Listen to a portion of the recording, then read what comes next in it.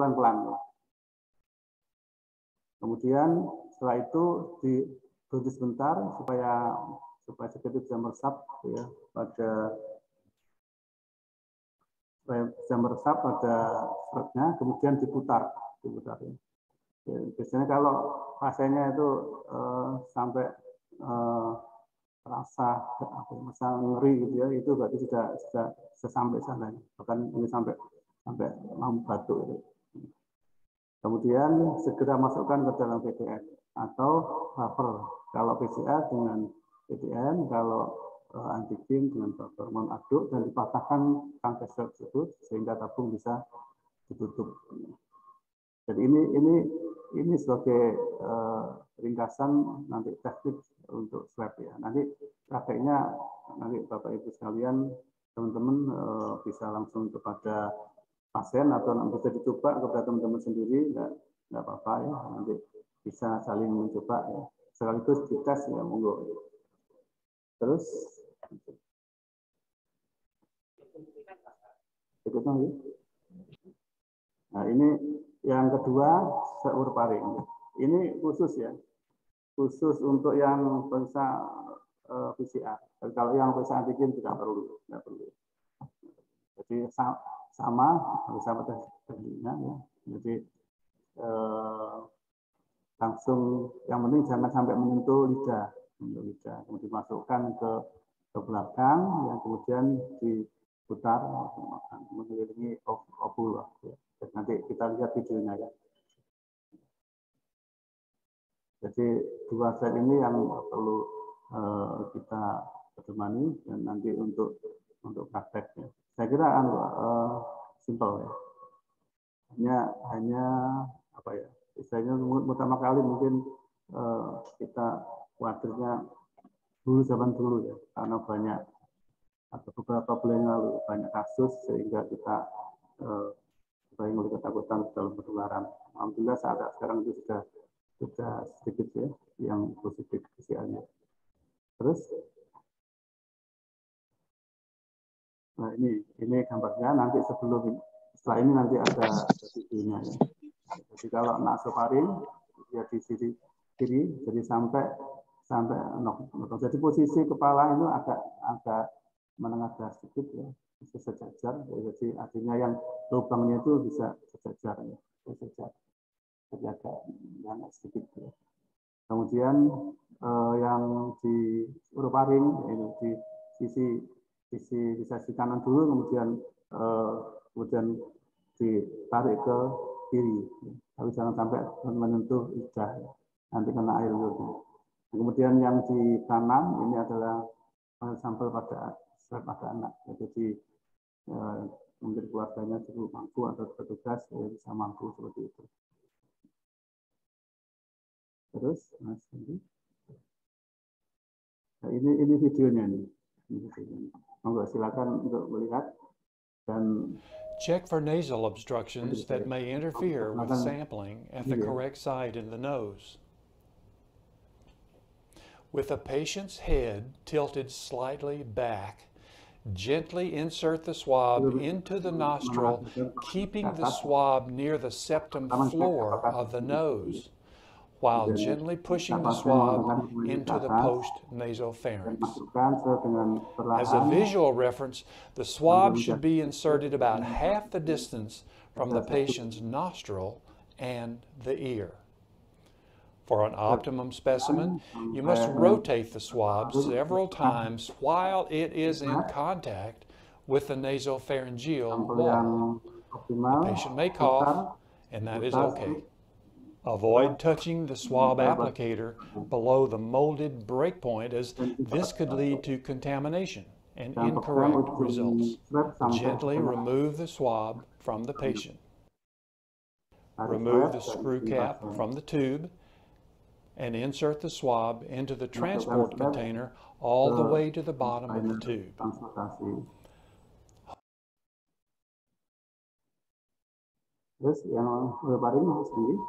Check for nasal obstructions that may interfere with sampling at the correct site in the nose.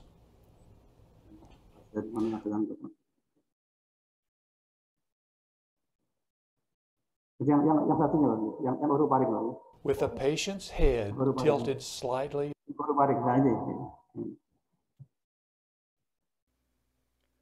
To collect a throat swab sample, have the patient tilt their head back and open their mouth pakai tong wide. stratal ya. Warn the patient of the possible sensation of gagging, but let them know pasien the test will mengangkatkan only last kepalanya a few ke atas, seconds. Tell them to resist gagging, closing their mouth membuka while mulut the swab selebar touches the mungkin. throat. Kita Rub a pasien sterile bahwa cotton akan swab terasa along the ini back of the throat near the dari tonsils. kiri kemudian ke atas. Overall, this test is safe and well tolerated, but be forewarned that the sensation of Pengalaman saya gagging beberapa kali may lead to the di patient sebelah having ini an urge to vomit yang or orofaring cough. nggak seberapa ya, tapi yang nasofaring ini agak membuat kita To collect a batuk. throat swab sample, Ini have the patient tilt kita their ulang head lagi. back and open their mouth wide. Warn the patient of the possible sensation of gagging, but let them know the test will Menekan only lidah last ke a few bawah seconds. menggunakan tong stratal. Tell them to resist gagging, closing their mouth while the swab touches the throat. Rub a sterile cotton swab along the back of the throat near the tonsils. Overall, this test is safe and well tolerated, but be forewarned that the sensation of gagging may lead to the patient having an urge to vomit or cough. Betul ya. Ini slide ini kami ingin menunjukkan bahwa nanti kalau ada usap nasofaring maupun orofaring perlu penyimpanan ya. Jadi terutama yang sampel dari PCR ya. Kalau antigen yang langsung kita kerjakan, tetapi yang PCR nanti kita simpan, terutama mungkin pada waktu malam hari. Karena pada malam hari ini kita tidak bisa mengerjakan, kita kerjakan pada waktu hari kerja ya. Kalau dulu memang pada saat banyak-banyaknya kita kerjakan sampai malam, sampai jam 1 malam kita di lab PCR. Tapi saat sekarang kita untuk efisiensi kita kerjakan pada waktu hari kerja. Jadi kita simpan sampel itu pada kulkas ya, sampai kita punya kulkas yang min 80 derajat, jadi bisa bertahan lama. Oke. Nah, ini tahap selanjutnya. Tadi kita sudah pre-analitik ya dengan pengambilan strip ya, spesimen dengan swab. Ya. Nah, untuk yang antigen bisa langsung kita periksa sendiri. Ya. Kalau PCR kita kirim ke laboratorium. Kalau antigen tadi yang masuk ke buffer, ya dari buffer nanti kita periksa sendiri. Kemudian dari yang PCR yang ada di PTM, nanti PTM itu akan kita masukkan dalam wadah lagi, kita kemas, nanti akan dijelaskan Pak Wati masalah pengemasan dan pengiriman ini ke laboratorium. Jadi langkahnya sederhana sekali, ya sama seperti tes rapid yang lain. Ya. Jadi kita teteskan proses kaset sebanyak 4 tetes. Ya. Jadi sudah cukup penuh gitu di dalam lubang itu, saya kira sudah cukup ya. Jadi sudah 4 tetes ya. Jadi artinya tetesan itu bisa mengalir ke area pemeriksaan di area untuk antigen maupun untuk kontrol, dan baca hasil dalam 10 menit ya. Jadi kita tunggu dulu ya. Jadi jangan sampai baru sedikit kemudian kita lihat ya. Mungkin belum meresap semua. Tunggu sampai meresap sempurna kira-kira 10 menit. Jangan juga terlalu lama, saya sampai setengah jam, 1 jam, jangan nanti akan terjadi false ya. Jadi 10 menit, sehingga itu perlu kalau pemeriksaannya banyak, ada beberapa orang, itu pentingnya ada label lagi. Kalau nggak ada label, nanti kita akan bingung ya, karena kita masih menunggu waktunya, mana yang positif, mana yang negatif, mana yang invalid. Ya. Jadi kita perlu label nama, kemudian juga tanggal. Terus, Mas Ibu. Nah ini interpretasinya. Jadi yang penting kita bisa melihat kontrol dulu, garis kontrol dulu. Kita lihat garis kontrol dulu. Kalau garis kontrol itu ada, itu berarti baik, alat ini baik. Jadi kaset ini baik, jadi bisa dilakukan untuk pemeriksaan. Tapi kalau tidak muncul ya, untuk garis kontrol itu, maka itu tidak bisa kita gunakan. Ya. Jadi kita harus mengulang lagi, kita ambil kaset lagi yang lain ya. Dengan sampel yang sama kan masih banyak buffernya sih. Kita teteskan lagi. Tapi rata-rata dari rapid yang ada di rumah sakit selama ini hampir semuanya baik ya. Jadi baik jarang sekali. Kemudian setelah garis kontrol itu muncul, ya baru kita lihat garis tesnya, garis antigennya ada T tes ya. Itu nanti kalau tidak ada garisnya berarti negatif. Kalau ada berarti positif. Ya itu aja. Jadi simpel sekali ya, seperti yang rapid yang lain. Sehingga saat itu kita bisa menimbulkan bahwa pemeriksaan ini positif atau negatif. Terus Mas ini, nah ini gambarnya nanti bisa kita lihat langsung besok, insya Allah mulai besok kita praktek ya, jadi di hari Kamis, hari Jumat, Sabtu dan berikutnya adalah Rabu sama Kamisnya.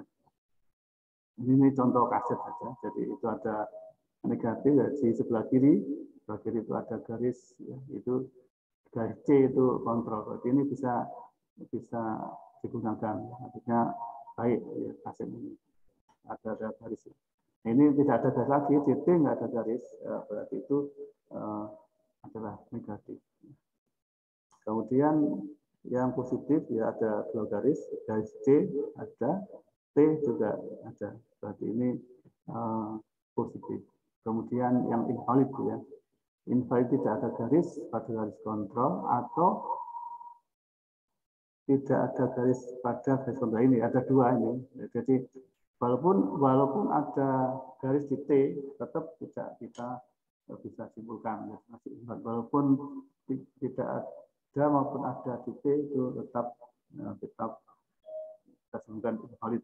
Yang penting ada di C-nya itu. C-nya kalau nggak ada berarti invalid. Terus lanjut.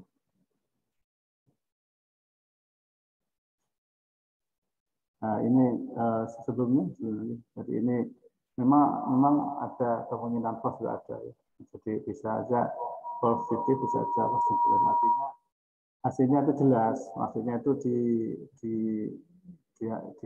kaset itu ada garis-garisnya, tapi bisa saja itu positif ya. Jadi ini tergantung dari juga sensitivitas dan sensitivitas dari kaset ya. Karena macam-macam sekali jenis kaset ini.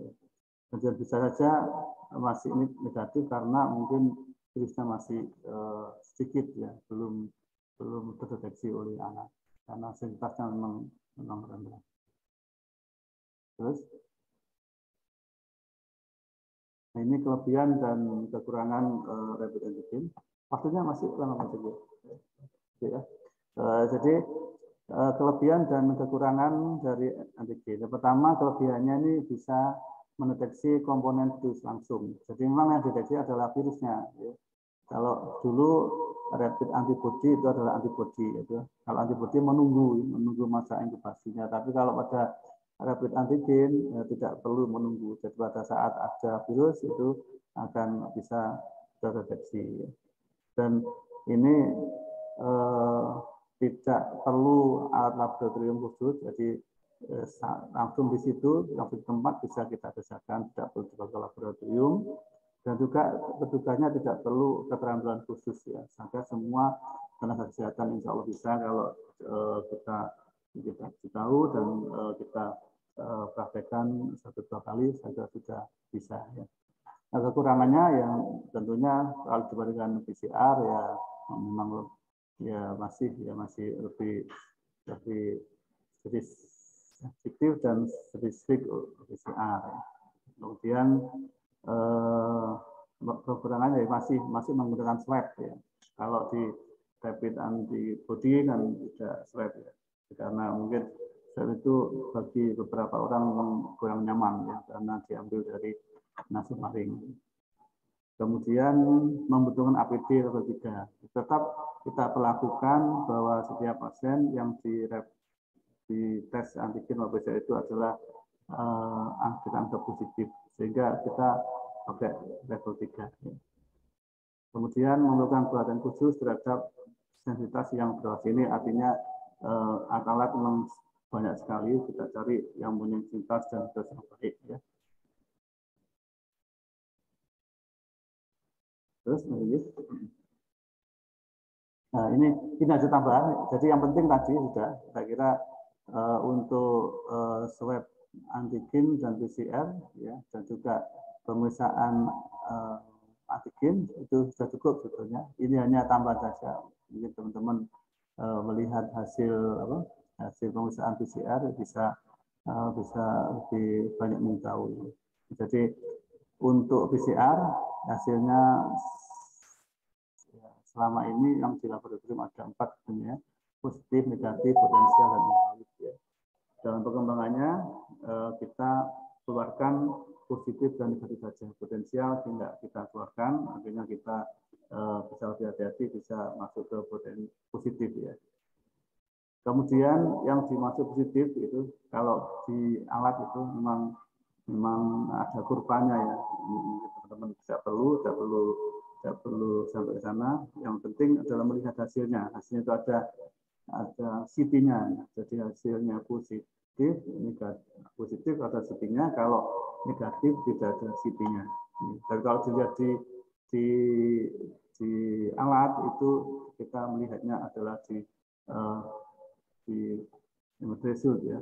Jadi di kurva ada kurvanya ya, threshold good itu. Terus Mas Andi? Jadi kalau kita lihat di hasilnya itu CT-nya. Kalau CT-nya kita pakai yang 40 ya, cut off-nya 40. Kalau setiap alat memang beda. Di rumah sakit Ergosma ini kebetulan alat ini bantuan dari Korea, beberapa rumah sakit ya.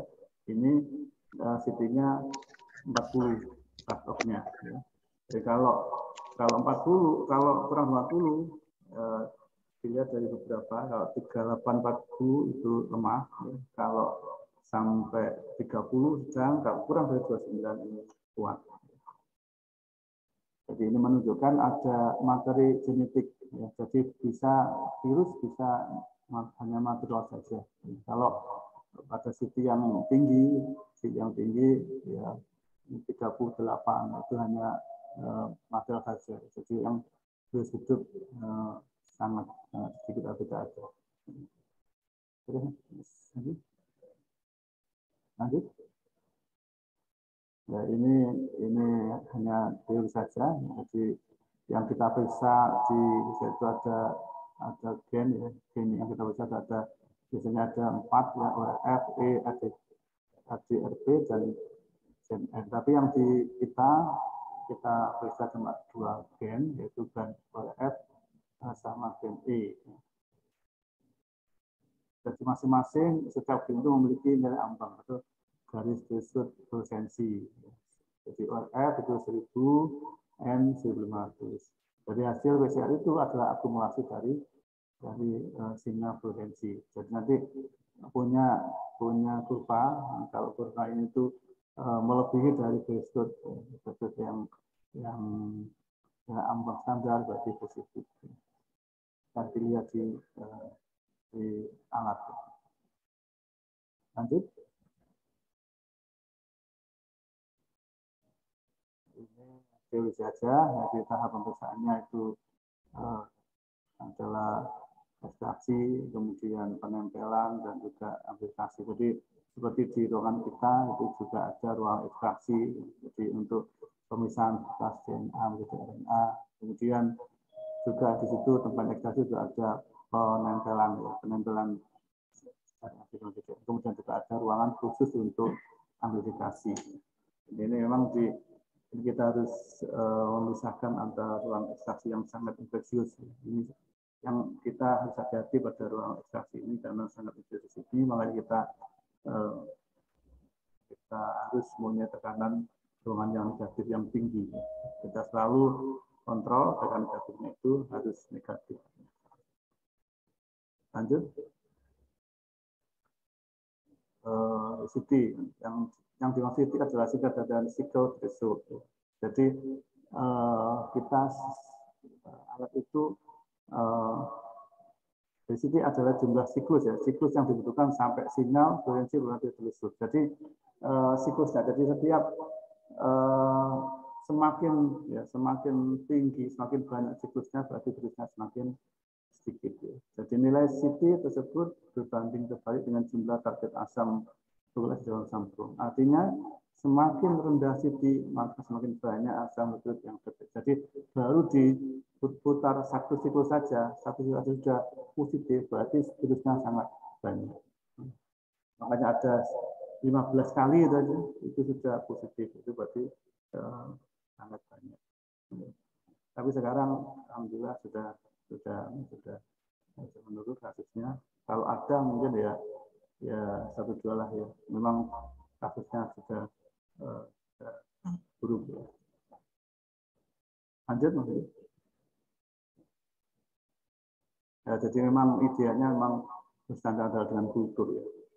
Kalau virusnya hidup atau mati itu dari kultur. Kalau kultur itu betul-betul bisa melihat bahwa di dalam tubuh kita itu ada virusnya. Tapi kalau PCR itu semuanya. Jadi baik virus yang hidup maupun mati itu terdeteksi. Nah, ini ada penelitian ya. Jadi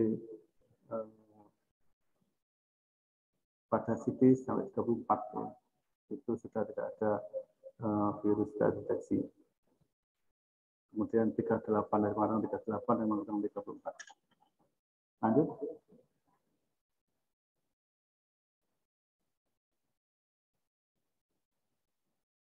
Jadi ini saya kira untuk klinis ya.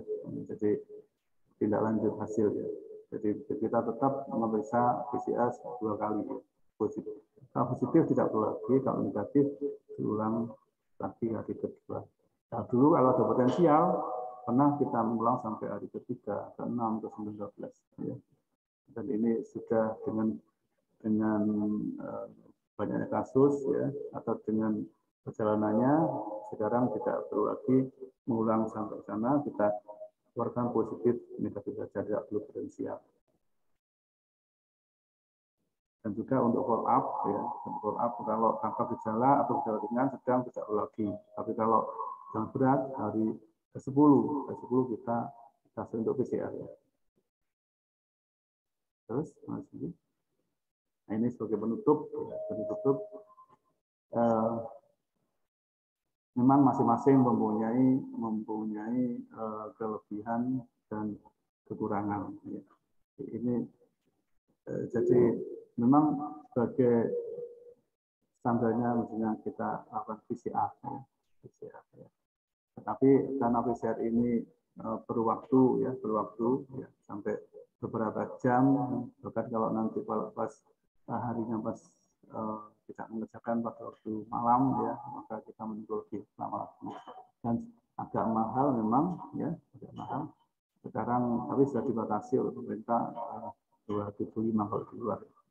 Kalau di rumah sakit alhamdulillah masih ya, kita fasilitasi ya.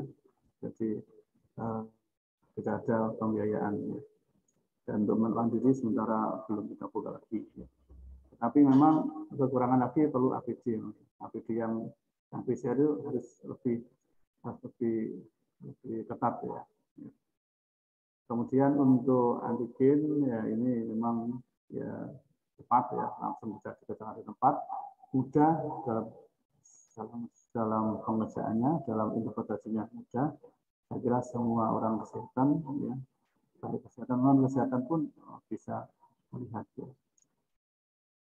Saya kira itu yang dapat saya sampaikan ya.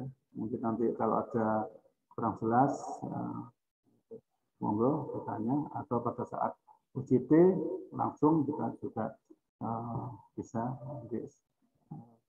bertanya langsung. Insya Allah teman-teman semua bisa mencapai dengan baik ya. Mudah ya. Semua orang bisa insya Allah. Yang penting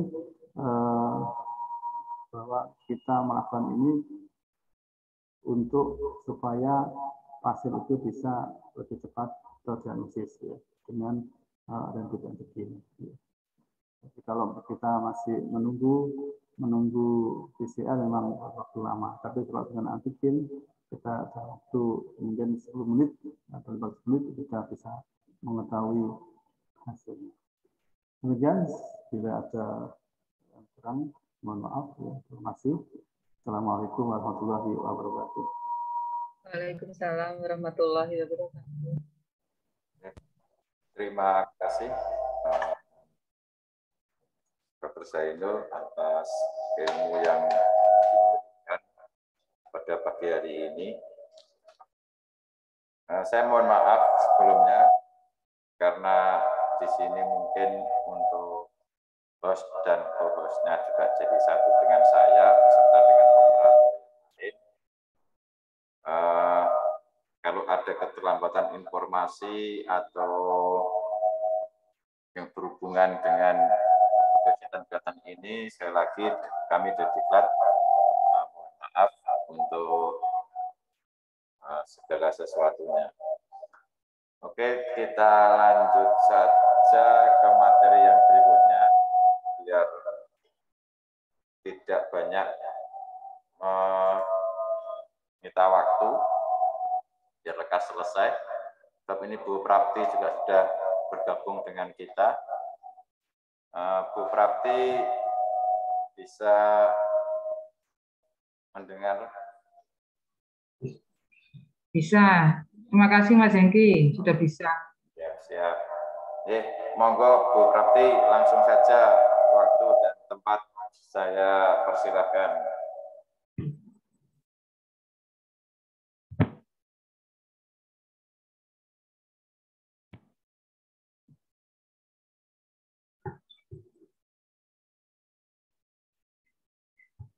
Sorry Mas, langsung gitu.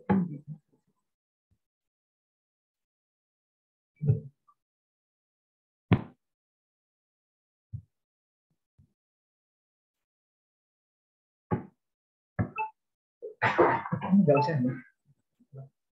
Assalamualaikum warahmatullahi wabarakatuh. Waalaikumsalam warahmatullahi wabarakatuh. Waalaikumsalam warahmatullahi wabarakatuh. Selamat pagi teman-teman semua. Bagaimana kabarnya hari ini? Semoga teman-teman semua diberikan kesehatan sampai di hari ini. Di berikutnya saya perkenalkan, nama saya Prapti dari laboratorium. Saya akan menyampaikan tentang terkait dengan administrasi, kemudian pengiriman sampel dan juga pelaporan untuk pemeriksaan rapid antigen dan juga PCR. Pertama yaitu adalah dengan persiapan yang terkait dengan administrasi. Jadi untuk yang pertama, saya mengingatkan kepada teman-teman juga, yaitu yang pertama itu harus ada kunjungan untuk permintaan. Apakah itu terkait dengan antigen, kemudian PCR, atau juga dengan TCM. Karena memang kalau ini tidak ada kunjungan untuk melakukan tindakan, laborat itu juga akan kesusahan. Gitu. Jadi memang beberapa sempat itu selama ini ada kendala itu belum dikunjungkan. Gitu loh. Jadi nanti saya harapkan dengan kita adanya mungkin kita bekerja sama ini untuk kunjungannya bisa dilakukan. Kemudian untuk form swab. Nah, kalau untuk form swab itu ada seperti biasanya kalau kita untuk TCM itu ada identitasnya. Jadi nah ini memang tidak begitu jelas. Terus kemudian ada lagi yang harus disiapkan oleh teman-teman nanti adalah fotokopi KTP. Nah, nanti mungkin di slide berikutnya akan ketemu kenapa harus selalu ada fotokopi KTP. Apakah ketika kita itu mengunjungkan itu tidak ada? Memang sebenarnya di SIM-RS itu sudah difasilitasi. Jadi ketika kita melihat dari database pasiennya, itu kan kita bisa lihat itu sudah ada NIK-nya.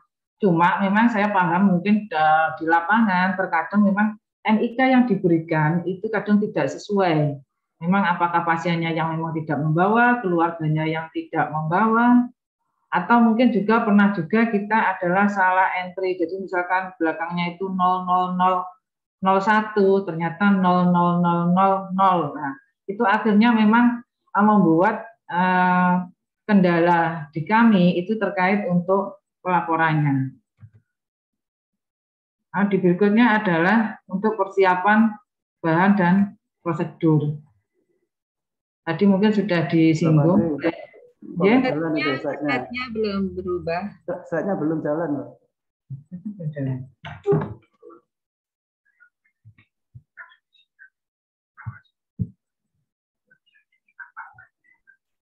Diulang lagi berarti mulai awal lagi. Oh, mulai awal.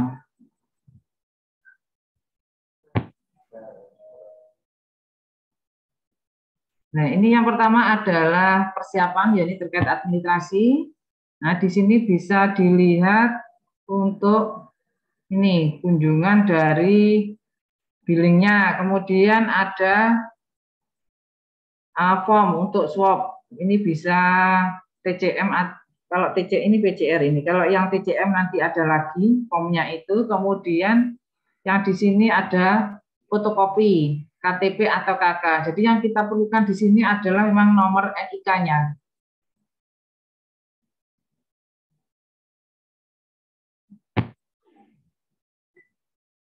Berikutnya adalah untuk persiapan bahan dan prosedur. Tadi mungkin sudah disinggung oleh Dr. Zainul terkait untuk pemeriksaan PCR dan juga antigen. Cuma di sini ini akan saya lihatkan. Nanti besok bisa kita lihat. Jadi mulai besok ketemu dengan saya dengan Mbak Fitri di IGD. Jadi ini kita dari kit kita yang terbaru ini. Jadi di sini ada beberapa isinya. Nah, ini ada sampel diluent, kemudian ini ada swabnya, kemudian ini ada untuk kasetnya.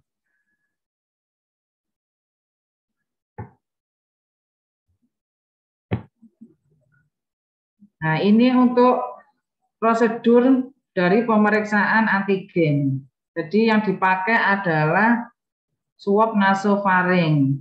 Untuk pengambilannya tadi sudah disinggung oleh Dr. Zainul, ada videonya juga. Ini dari sini, ini tadi untuk ini diluentnya itu kita buka, ini tutup tabungnya, kemudian sampel swab yang sudah diambil ini kita masukkan ke dalam tabung, kemudian kita putar-putar sebanyak 10 kali. Gunanya apa? Untuk menghomogenkan dari sampel. Kemudian berikutnya ini adalah diremas tabung. Jadi sebenarnya bukan diremas apa ya, dipencet-pencet gitu. Dipencet-pencet di sini sehingga memang di sini semua yang kita ambil dari sampel di sini itu bisa masuk di sini. Kemudian kita buang untuk ini rangkaiannya dari swabnya itu ada apa namanya batasnya. Ada batasnya nanti di situ, kemudian akan kita tutup, kemudian kita bolak-balik secara perlahan. Kemudian diambil 4 tetes, kita masukkan ke dalam ini kasetnya. Kasetnya ini berbentuk device. Jadi nanti di sini ada pipetnya, diambil, dimasukkan di sini, kemudian kita tunggu selama 10 menit.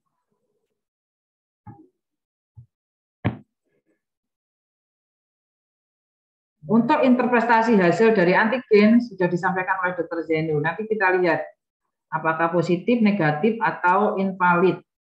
Kemudian yang berikutnya adalah ini adalah PTM. PTM ini gunanya untuk pemeriksaan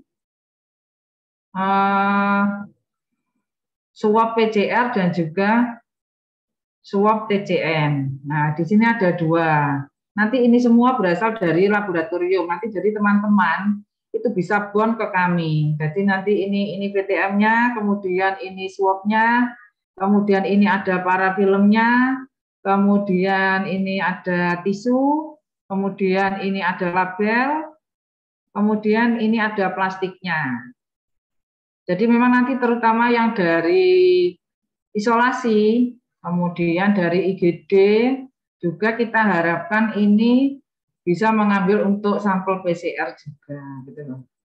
Nah, ini nanti ketika mengambil dari pon ke lab, ini insya Allah kita akan sudah kita buatkan paket seperti ini. Jadi akan lebih untuk memudahkan. Kalau untuk yang swab PCR atau ini ada dua ini. Jadi ada yang kecil, ada yang besar. Bisa dilihat pada waktu kita praktek. Nah, ini adalah prosedur untuk swab PCR atau TCM. Jadi yang pertama itu harus kita pastikan ada untuk identitasnya. Jadi identitas ini akan kita taruh untuk di plastiknya. Kenapa seperti itu? Kita memang harus pertama kita harus benar identitas. Takutnya kalau untuk swabnya tidak 1 atau 2, kemudian dikirim ke lab itu dan juga tidak 1, 2, itu tidak ada kesalahan dari identitas. Jadi di sini ada nama, kemudian rekam medisnya, kemudian swab yang keberapa, dari mana. Nah, ini swabnya di sini. Kita ambil, kemudian kita masukkan ke dalam PTM-nya. Kemudian kita tutup rapat. Nah, kemudian PTM itu akan kita tutup dengan parafilm. Parafilm itu ya kayak semacam apa ya? Kayak tensoplast, tapi lebih tipis dan lebih halus lah. Nah, gunanya itu adalah biar PTM ini tidak bocor. Kenapa kalau kita menghindari kebocoran? Ini gunanya untuk kontaminasi terhadap sampel yang lain, juga kontaminasi kepada teman-teman. Kemudian setelah kita tutup, kita kasih parafilm, ini kita pakai lapisi dengan tisu. Kemudian baru dimasukkan ke dalam plastiknya. Dalam plastiknya, kemudian dimasukkan ke dalam plastik. Ini ada plastik kecil yang di sini. Kemudian plastik besar itu yang berisi dengan ini. Habis itu baru dimasukkan ke dalam cool box. Kalau selama ini mungkin ada yang kirim untuk TCM, mungkin karena cool box-nya itu tidak ada, biasanya langsung dikirim ke kami dengan pakai yang ini, yang sudah besar ini.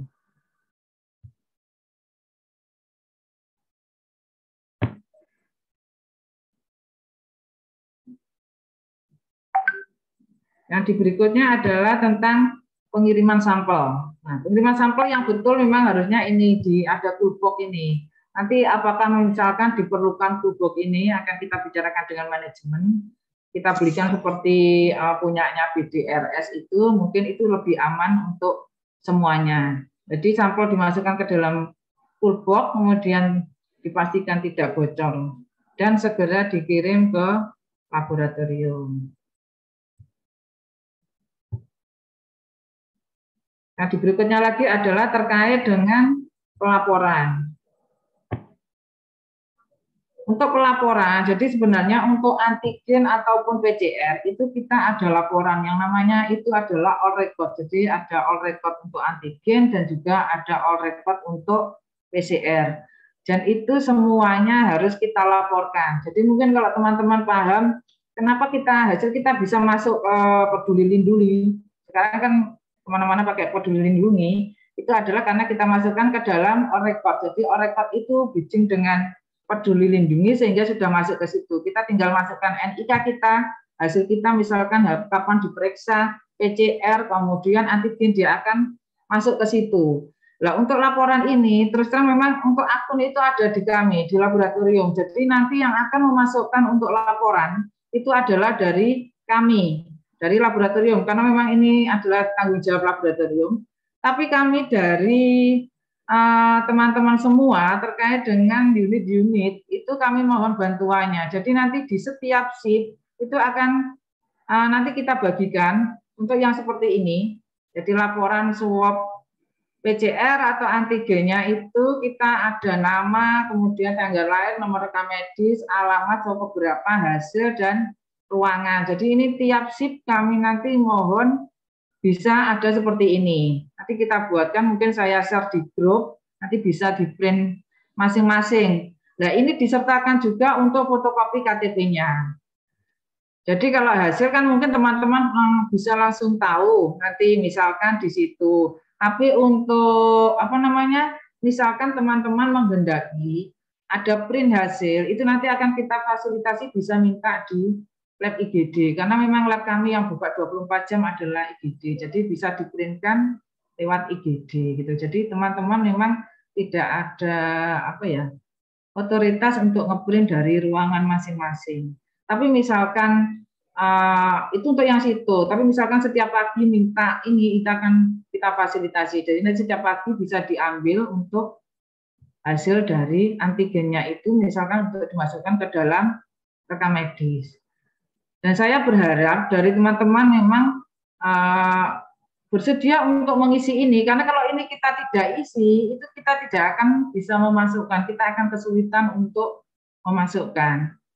Dan misalkan ternyata kok nggak ada fotokopi KTP-nya atau NIK-nya, karena kalau ini tidak kita masukkan, kita tidak akan bisa masuk ke dalam laporan all record, karena memang yang diperlukan adalah NIK. Jadi di all record itu sudah terkoneksi dengan Dukcapil. Jadi begitu kita masukkan untuk nomornya, kalau itu salah yang muncul namanya juga akan berbeda. Jadi saya berharap kerjasama teman-teman semua terkait untuk di pelaporan ini.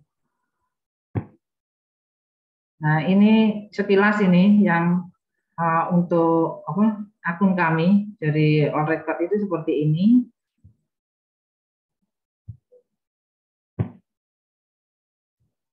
Nah, ini kendala umum. Kendala umum dalam pemeriksaan yang sering dihadapi. Yang pertama adalah pasien anak-anak. Kalau anak-anak kan sering bergerak, sehingga dia kurang kooperatif. Mungkin kita perlu pendamping dari orang tua untuk memegangi. Kemudian pasien yang dipasang alat intubasi atau dan tidak memungkinkan untuk swab orofaring, itu cukup swab nasofaring pada kedua lubang hidung. Jadi untuk pemeriksaan PCM misalkan ternyata tidak bisa hidung kiri dan kanan. Kemudian di berikutnya lagi terjadi pendarahan setelah swab. Jadi mungkin pasien bisa diarahkan untuk duduk atau badan cenderung ke depan. Kemudian tindakan swab nasal perlu berhati-hati pada kondisi neonatus, itu bayi yang baru lahir atau pasien dengan sinusitis. Mungkin di sini dengan mengetahui anatomi hidung dengan baik, itu akan lebih memudahkan kita dalam bekerja. Mungkin itu yang bisa saya sampaikan. Mungkin nanti akan ada pertanyaan, monggo bisa kita diskusikan bersama-sama. Terima kasih.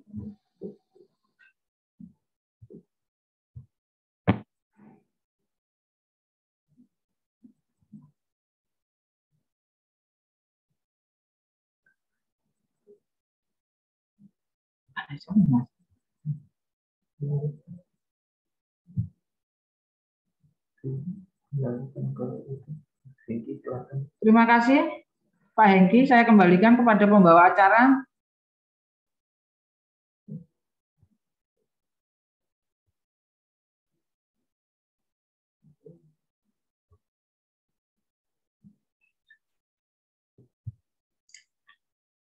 Mas Hengki.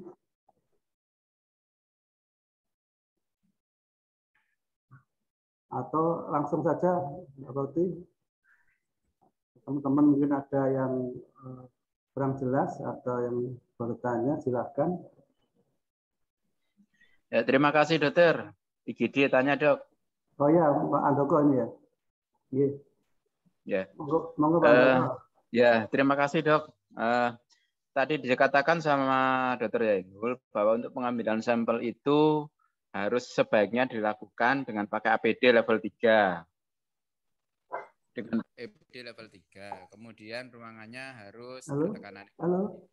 Sedangkan IGD untuk sementara waktu ini kan untuk sementara waktu ini kan dari IGD itu teman-teman kelihatannya sudah pakai level 2. Nah, itu bagaimana? Apakah di dalam pengambilan sampel itu di IGD harus pakai level 3 atau gimana?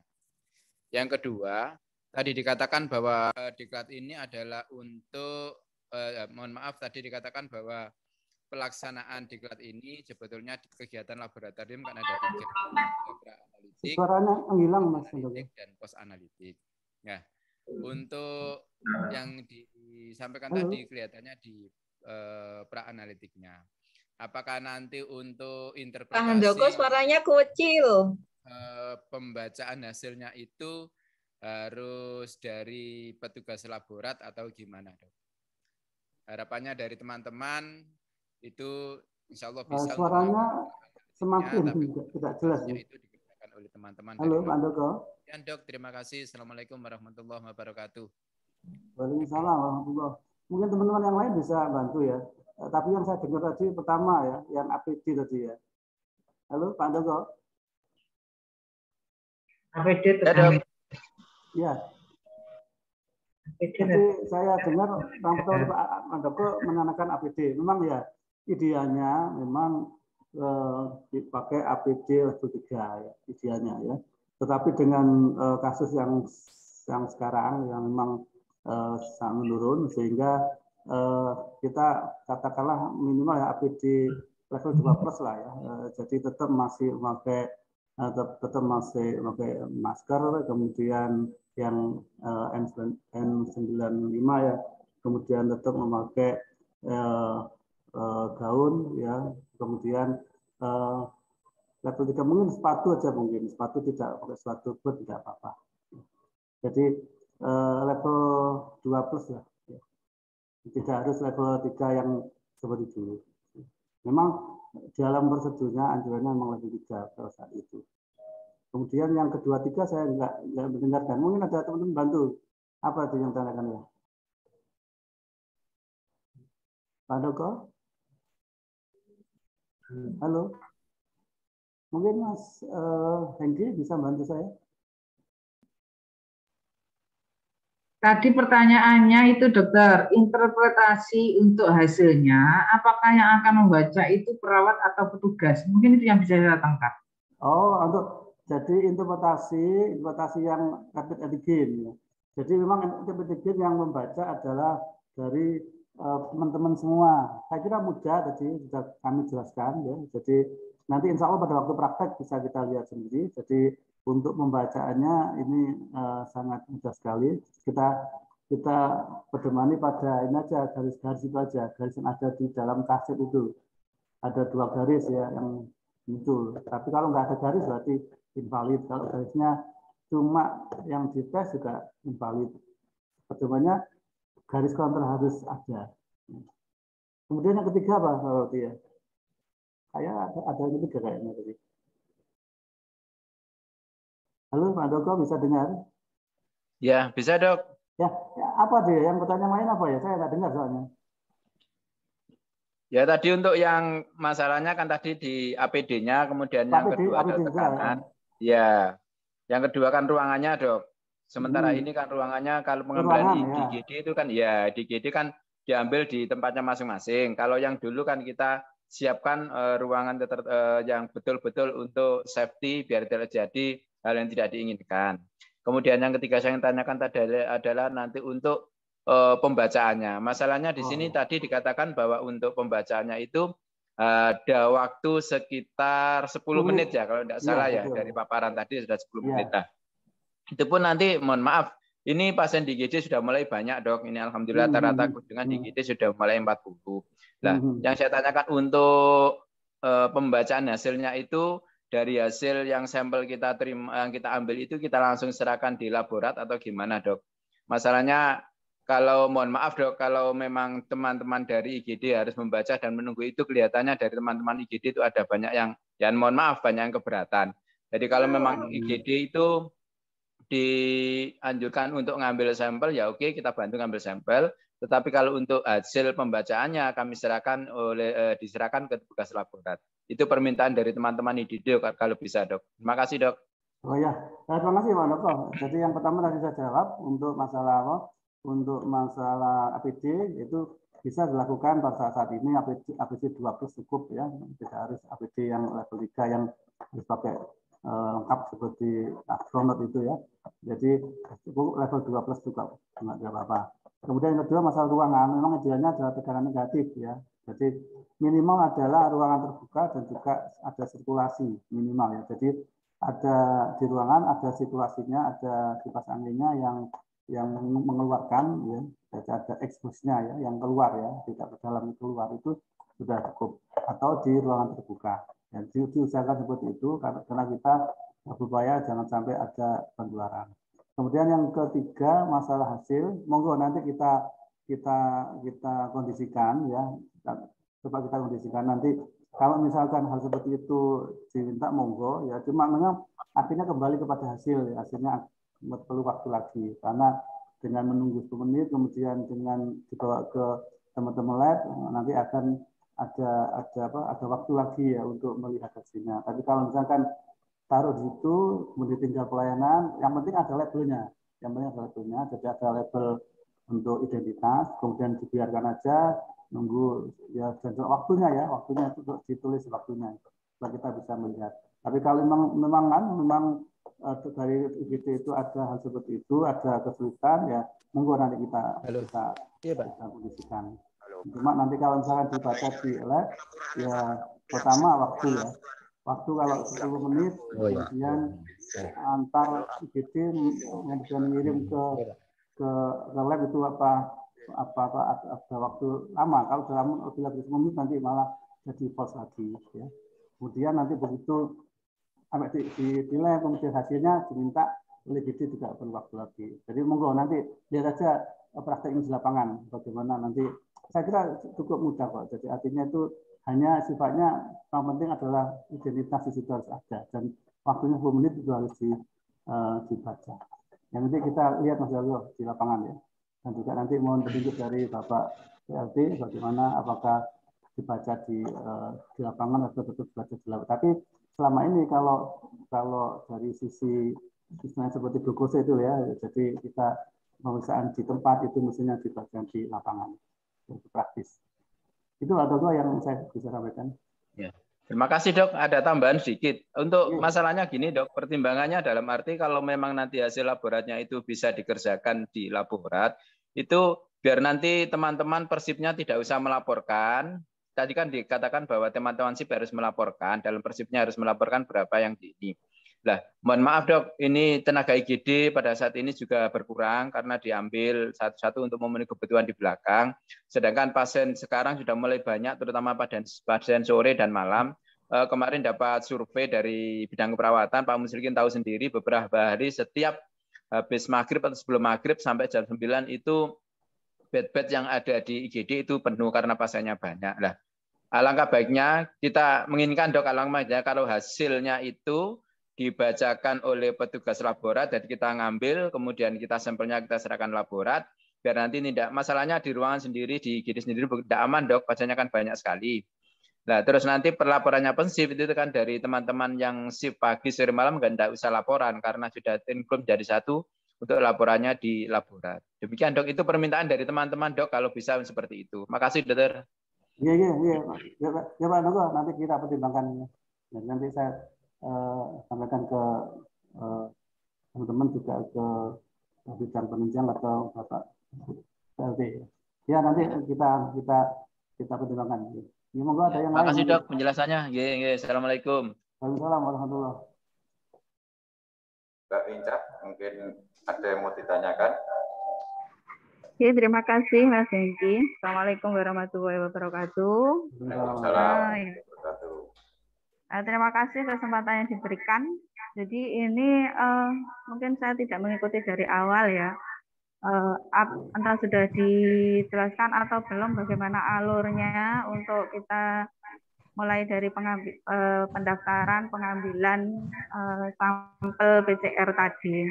Seperti yang sudah kami lakukan di ICU, karena jadwal yang dari laborat itu kan jadwalnya untuk diisolasi itu siang. Sedangkan untuk pemeriksaan di ICU kan butuhnya kadang cepat, sehingga kita ngalahi untuk ngambil sendiri TCM-nya. Kadang diambil oleh perawat sendiri, pagi diambil dan membutuhkan hasil yang cepat. Itu sudah lama. Nah, harapan kami kalaupun hanya mengambil sampelnya saja, okelah kita tidak keberatan.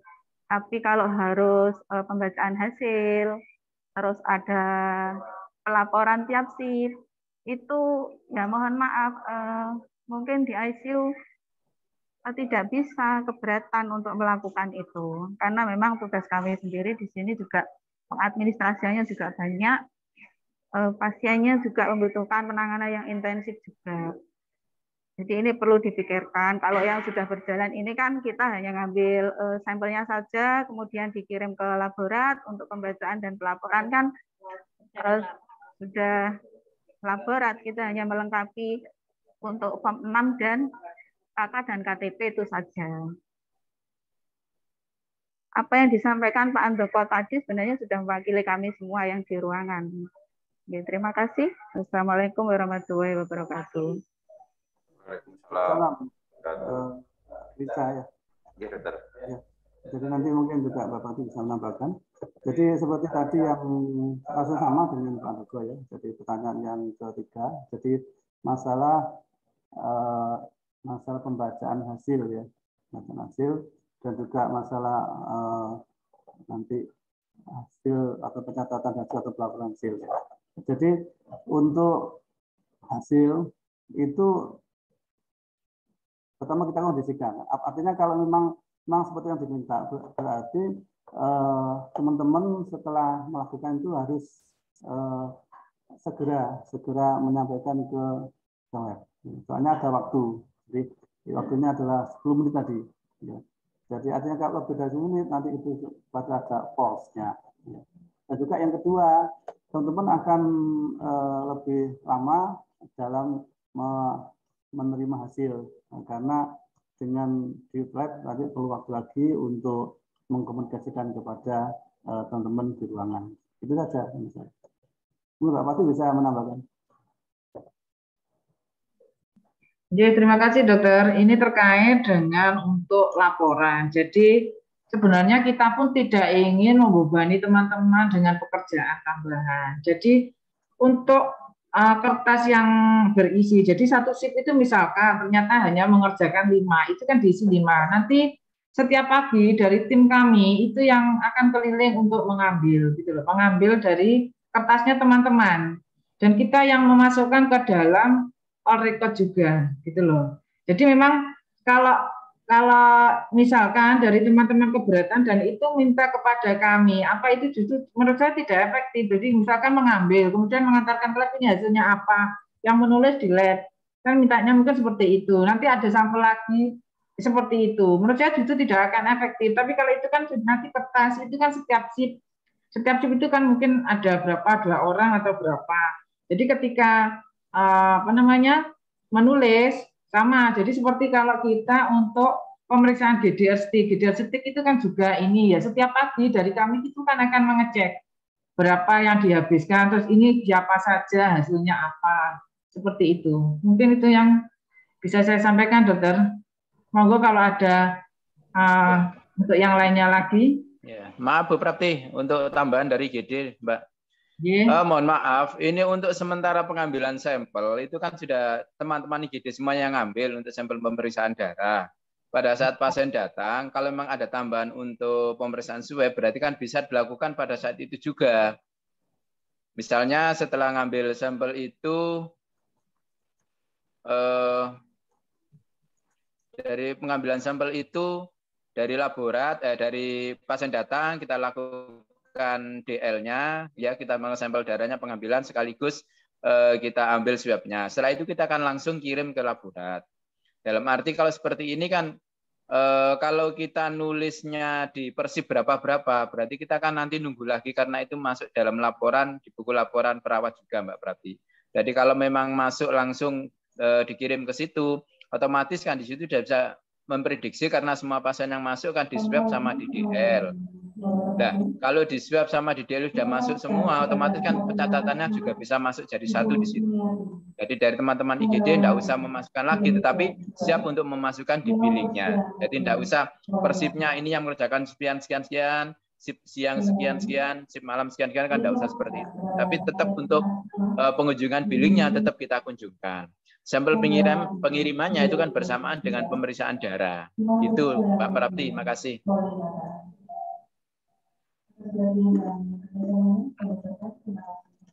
Ya, terima kasih Pak Andoko. Nanti mungkin ini kita perlu duduk bersama untuk ini menemukan titik temu mungkin. Mungkin akan kami sampaikan nanti biar diagendakan kita bisa bertemu Pak Andoko. Siap Mbak. Ya, jadi nanti kita kondisikan, tadi saya sampaikan kondisikan, artinya kita lihat di lapangan. Jadi yang terbaik bagaimana. Jadi intinya ke pasien itu kita lebih bisa cepat ya, bisa mengetahui hasilnya. Nah, jadi misalkan kok tadi yang disampaikan Pak Doko misalkan atau Bu Linca, Mbak Linca tadi, ya silahkan. Artinya itu cuma nanti yang penting adalah label, kemudian kedua adalah kecepatan. Artinya itu segera dikirim ke laboratorium karena ada waktunya untuk pembacaannya. Ya. Saja. Nanti lihat di lapangan. Nanti kalau misalkan yang terbaik bagaimana, kita sama-sama bisa bikin solution ya. Ya itu aja mungkin Pak Egi.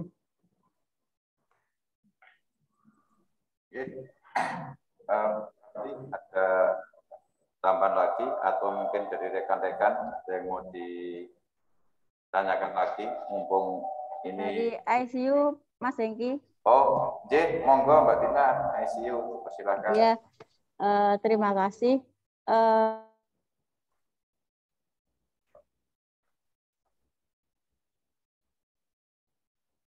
Mbak Tina, suaranya nggak dengar. Mbak Tina, koneksinya putus Mbak Tina. Atau terhambat maskernya. Mungkin untuk yang rekan-rekan yang lain, sambil menunggu Mbak Tina untuk mencari jaringan, ada yang itu Mas Anton tuh, Mas Anton IGD Pak. Oke. IGD. Oke, monggo Mas Anton. Oh ya, assalamualaikum semuanya. Tadi disampaikan bahwa persyaratan untuk ada fotokopi KTP sama atau KK ya. Yang kami alami di IGD itu kendalanya pasien datang kadang nggak bawa KTP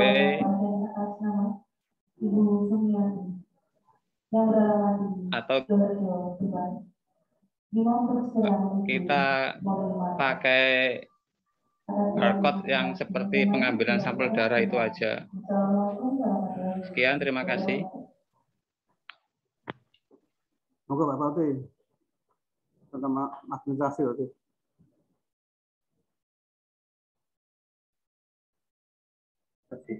Mohon maaf, ini tadi koneksinya terputus, jadi saya keluar. Mungkin bisa diulang lagi? KTP, Pak, KTP. Artinya dalam kunjungan itu perlu apakah perlu KTP? Perlu akses? Ya Dok, ya. Betul.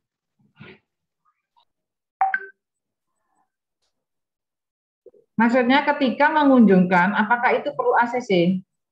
KTP. Perlu ACC, nggih? KTP. Oh, KTP. NIK. Oh, NIK. Ya, jadi sebenarnya kenapa kita harus pakai NIK? Jadi karena untuk pelaporan di antigen ini kan beda dengan mungkin ketika kita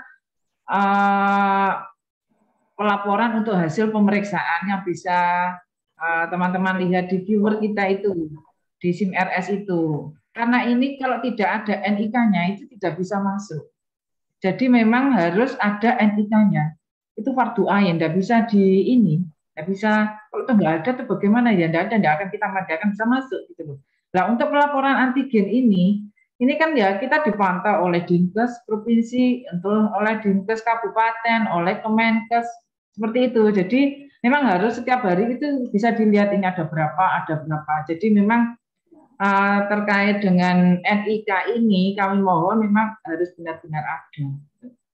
Kecuali memang kalau dia baru lahir itu akan kita buatkan NIK sendiri, itu jalur alternatif yang paling terakhir. Jadi biasanya yang mau baru lahir itu kan belum didaftarkan. Jadi itu ada dari dinas itu yang baru lahir itu bisa dibuatkan sendiri seperti ini gitu loh. Tapi untuk yang lainnya tetap harus, karena kalau tidak ada NIK kemudian kita masukkan manual itu tidak bisa. Jadi harus ada NIK-nya. Sama seperti kalau teman-teman itu dulu PCR, kita masih aktif itu kan mesti kita uber-uber untuk yang NIK-nya. Karena memang kalau nggak ada NIK-nya, tidak akan bisa hasil itu terbit. Mungkin itu yang bisa saya sampaikan.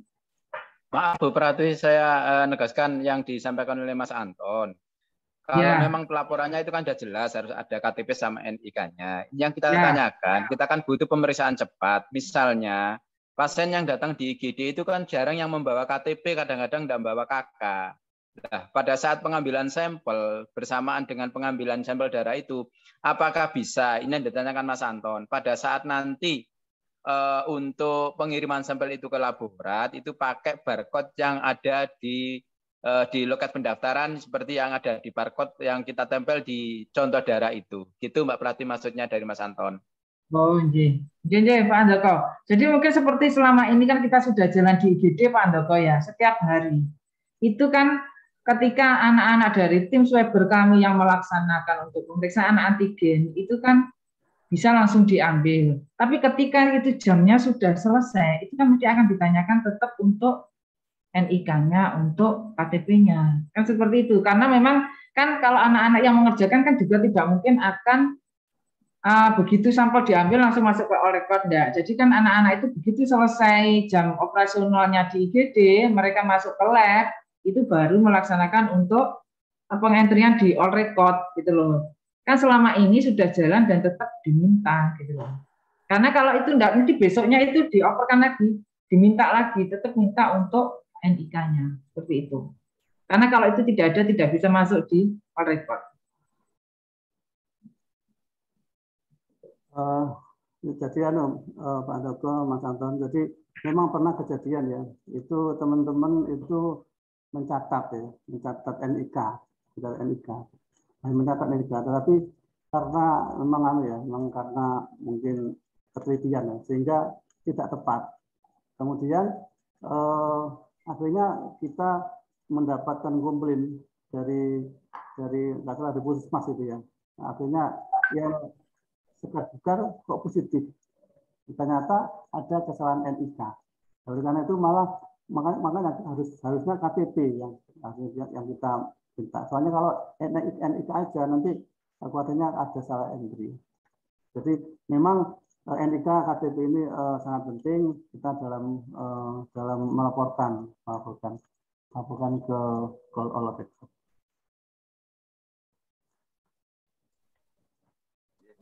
Terima kasih Dr. Zainul, Bu Prati, penjelasannya. Mungkin dari Pak Andoko atau Mas Anton masih belum jelas atau bagaimana. Ini ada titipan dari Mbak Kristina tadi yang jaringannya terputus. Mohon untuk selanjutnya kalau ada pembicaraan lagi yang terkait dengan pelaksanaan secara administrasi tentang PCR dan swab antigen, untuk rekan-rekan yang terlibat dalam pelaksanaan tersebut diundang dan juga dengan komite keperawatan. Itu sarannya dari Mbak Kristina. Dan memang benar, selama ini kalau kita mengikuti regulasi tentang harus memasukkan NIK dan lain-lain untuk persyaratan di all record, baik itu di RS online maupun di all recordnya PCR, terwajibnya memang NIK. Problem yang dihadapi di lapangan tidak seperti itu adanya, seperti yang disampaikan oleh Pak Andoko sama Mas Anton. Di pasien masuk di IGD itu kan namanya kegawat dauratan, jadi mungkin identitas tidak terbawa atau masih dengan di rumah. Nah, monggo untuk dari bagian instalasi laboratorium kalau ingin dibicarakan lebih lanjut diagendakan duduk bersama dengan rekan-rekan perawat dan pelaksana di lapangan. Itu yang bisa kami simpulkan sebagai moderator. Mungkin ada pertanyaan tambahan sebelum saya akhiri, karena waktu sudah pukul 10, sudah habis untuk jadwalnya.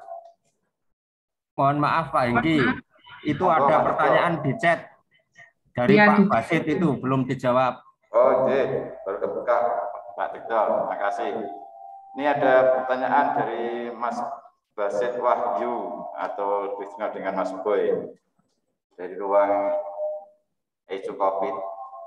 Kalau semua kita yang mengerjakan, jasa pelayanannya masuk ke siapa? Nah, ini ke Bu Prapti. Monggo Bu Prapti. Ya, terima kasih untuk Mas Basit ya ini untuk pertanyaannya. Jadi untuk jasa pelayanannya bagaimana? Jadi kita ini kan bekerja sama. Jadi antara laborat dan juga untuk teman-teman yang lain. Jadi apakah semuanya yang mengerjakan itu dari teman-teman? Secara pemeriksaan mungkin iya dari pengambilan sampai di hasil. Tapi di kami, di lab itu kita akan bertanggung jawab mulai dari logistiknya, kemudian terkait juga laporan logistiknya, kemudian juga laporan ke Kemenkes. Untuk jasa pelanannya itu nanti akan kita sharingkan.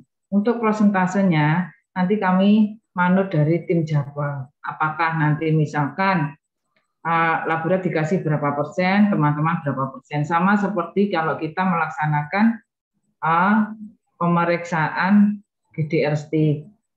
Seperti itu.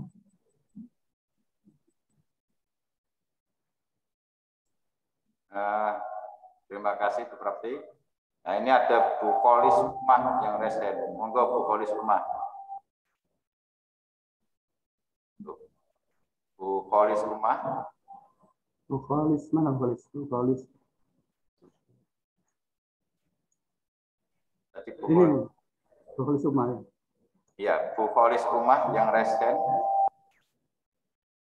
Sudah hilang lagi dokter koneksinya. Oh, mati ya. Begitu Mas Boy untuk penjelasan dari Bu Prapti untuk pembagian jasa pelayanan dikembalikan untuk prosesnya kepada tim Japel dan pihak instansi laboratorium bertanggung jawab penuh atas logistik yang digunakan. Nah, itu penjelasan dari Bu Prapti tadi. Nggih, Mas Basit. Jadi tadi sudah disampaikan sama Mbak Tina kalau untuk lebih jelas dan detailnya memang harus duduk bersama antara pihak keperawatan dengan rekan pelaksana di lapangan dan instalasi laboratorium. Ada yang disampaikan lagi oleh rekan-rekan sebelum acara saya akhiri dari maaf Mas Hengki. Mohon maaf, tanya sedikit lagi Mas G.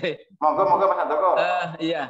Mohon maaf, nanti kalau pelaksanaan ini sudah dilakukan, apakah nanti pasien yang dari poli itu masih tetap untuk melakukan swab di IGD atau bisa dilakukan di poli saja? Karena sementara ini pasien-pasien yang melakukan preoperasi pada saat misalnya pasien dengan dari poli mata itu kan sudah masih sering untuk pemeriksaannya swab kan diambil di IGD. Apakah nanti kalau sudah pelaksanaan ini berjalan, apakah pasien itu bisa diambil langsung oleh perawat yang ada di poli atau harus lewat di IGD lagi?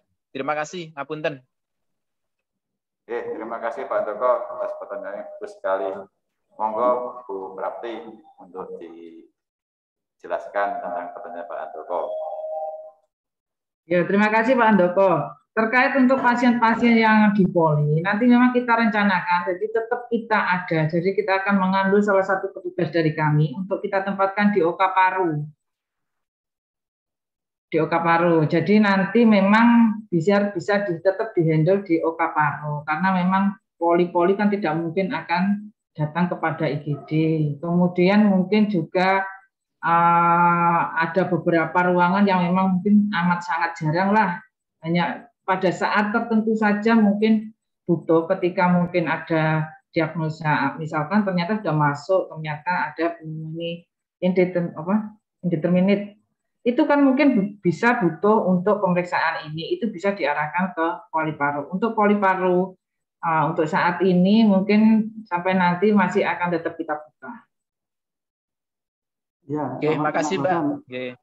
Pak Handoko. Jadi nanti yang di OK Paru tetap kita aktifkan ya.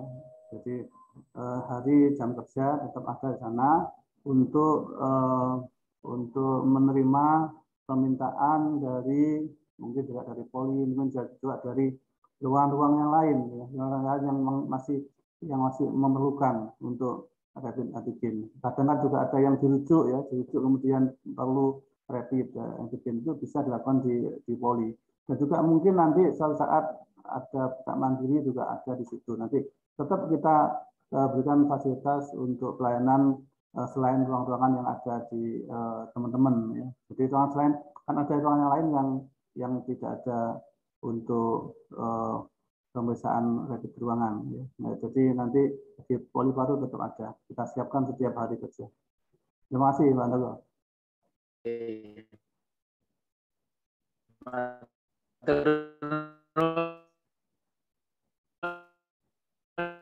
Halo? Suaranya putus-putus Pak Andogo. Penjelasannya suaranya menghilang. Yeah. Mungkin karena terhalang gedungnya yang terlalu tinggi dan tebal, jadi untuk sinyalnya Pak Andoko nggak begitu stabil. Oke, untuk rekan-rekan mungkin saya kasih satu kali kesempatan bertanya lagi sebelum saya akhiri.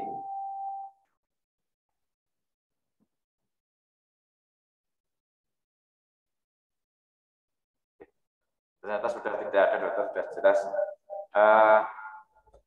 Oke, terima kasih. Ada para narasumber, Rapti, Dr. Zainul, ada Bapak PLT Direktur, Pak Dr. Abdurrahman, yang telah berkenan pada kesempatan kali ini untuk memberikan materi dan mendampingi kami dalam melaksanakan kegiatan seminar Sweber.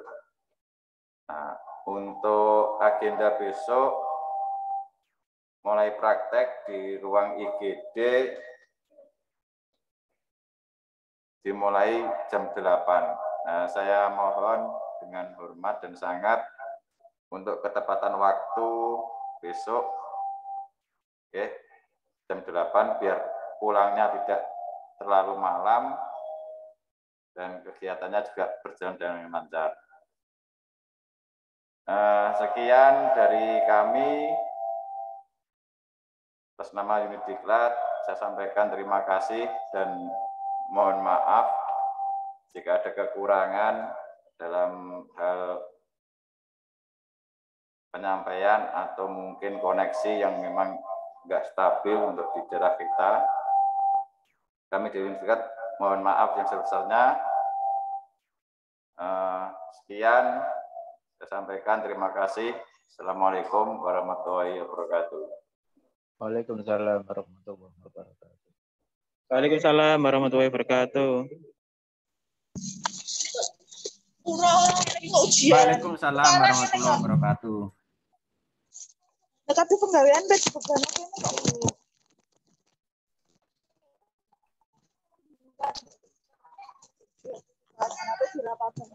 Jangan lupa untuk absensinya ya. Absensi, daftar hadir, pretest. Untuk pretestnya jam 11 nanti linknya sudah tertutup. Kalau untuk absensi setiap hari sampai kegiatan ini berakhir. Jadi hari ini Kamis tanggal 16,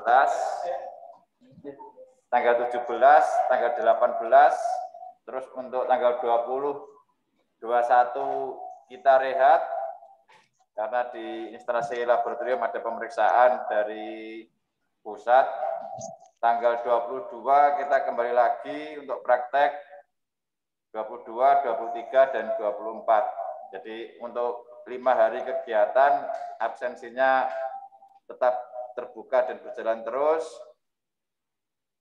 Untuk pretestnya nanti jam 11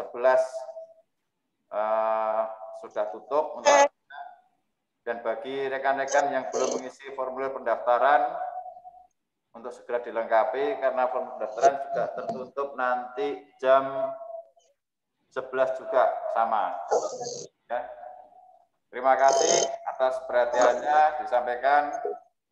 Selamat siang, selamat tugas kembali. Semoga terjadi apa-apa dalam bertugas, berangkat selamat, pulang dan juga selamat. Saya akhiri dengan menutup akun Zoom ini. Terima kasih.